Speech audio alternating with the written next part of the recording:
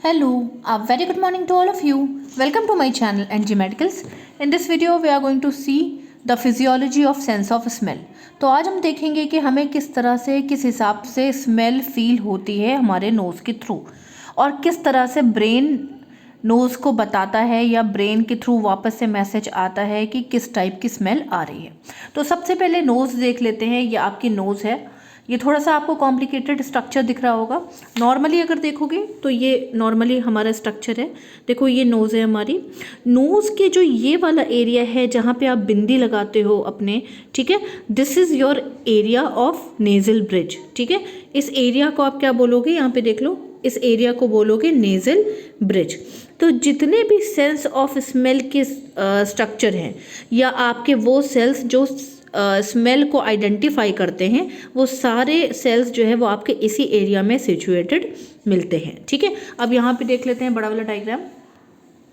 Okay, तो सबसे पहले होता क्या है, जैसे ही हमारे नोज़ के अंदर किसी भी टाइप की स्मेल आती है, ठीक है, किसी टाइप की स्मेल आती है, ठीक है, तो उनको हम लोग बोल सकते हैं ऑड्रेंट। ओके, तो इनको हम बोल सकते हैं एंट्री ऑफ ऑड्रेंट।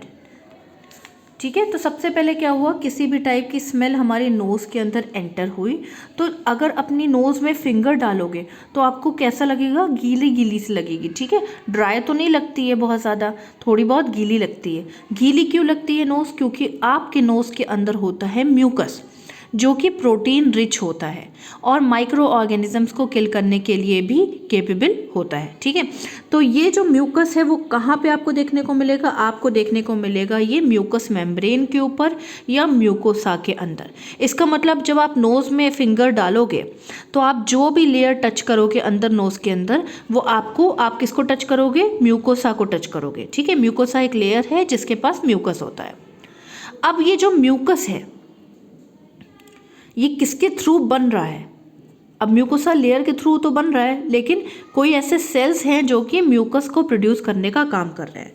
तो इस म्यूकोसा के अंदर कुछ सपोर्टिंग सेल्स होते हैं, इनको आप बोलोगे सपोर्टिंग सेल्स। ये जो मैंने आप दिखा रही हूँ मैं आपको, ठीक है, ये सपोर्टिंग सेल्स जो होते हैं ये म्यूकस को बनाने का काम करते हैं।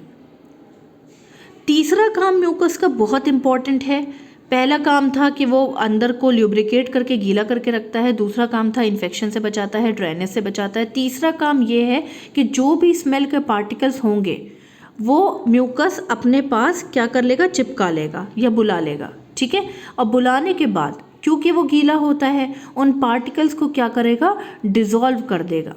अब जब ये स्मेल वाले पार्टिकल्स या ऑड्रेंट डिज़ोल्व हो जाएंगे तो ये डिज़ोल्व होने के बाद आपके म्यूकोसा को क्रॉस करेंगे।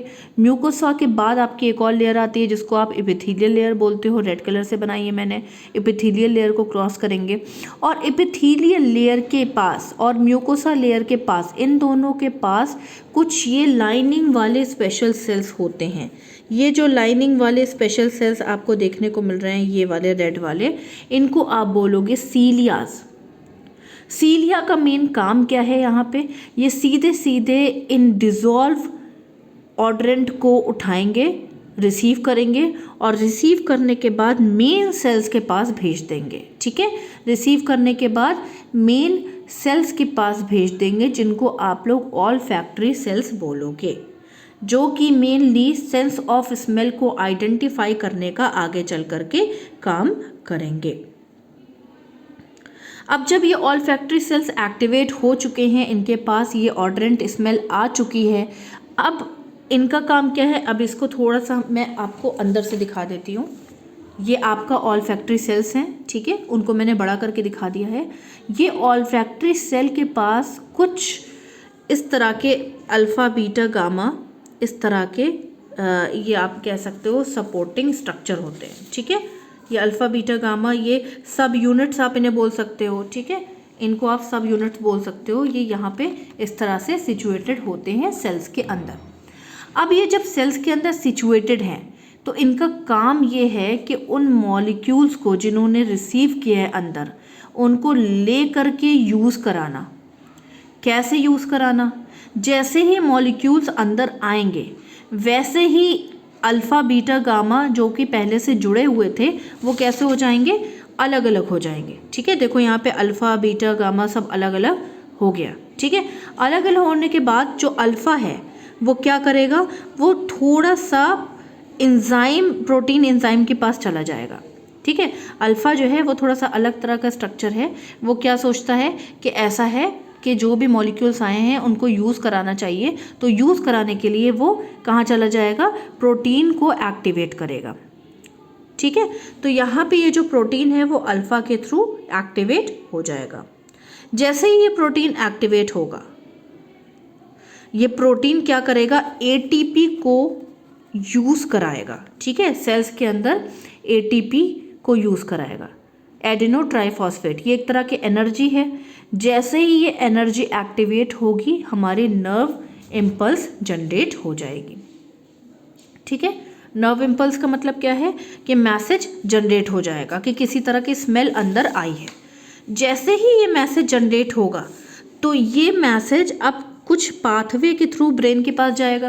भाई जब ब्रेन के पास जाएगा तभी तो वापस से पता चलेगा कि किस टाइप की स्मेल है। ये तो पता चल गया कि कोई स्मेल आई है जिसका मैसेज जनरेट हो चुका है। अब ये मैसेज कहाँ जाएगा, कुछ न्यूरॉन्स सिचुएटेड हैं आपके ऑल्फैक्टरी सेल्स से कहाँ तक, आगे तक, ऊपर तक। ठीक है, तो इन न्यूरॉन्स को बोलोगे फर्स्ट सेंसरी न्यूरॉन।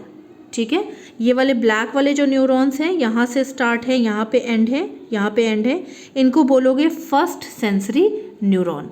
तो ये हर ऑल्फैक्टरी सेल्स के थ्रू बाहर निकले रहेंगे। ठीक है, फर्स्ट सेंसरी न्यूरॉन जो इम्पल्स होगी वो ट्रांसफ़र करेगा सेकेंड सेंसरी न्यूरॉन के पास। ये है आपके सेकेंड सेंसरी न्यूरॉन। ठीक है, जो कि मैंने ब्लू से बनाया है। वही message second sensory neuron first sensory neuron से रिसीव कर लेगा और कहाँ तक पहुँचाएगा, एक नर्व के पास पहुँचाएगा जिसको आप बोलोगे ऑल्फैक्टरी नर्व। अब हम सभी जानते हैं जो नर्व्स होती है उनका काम होता है मैसेज को ब्रेन तक पहुंचाना। ये नर्व जो है वो क्या कर रही है, वो आपका सीधे सीधे ब्रेन तक कनेक्ट हो रही है। ठीक है, ये जो ऑल्फैक्टरी नर्व है आपकी ब्लैक वाली, ये कहाँ जा रही है, ये आपके ब्रेन के टेम्पोरल रीजन में जाकर के कनेक्ट हो रही है।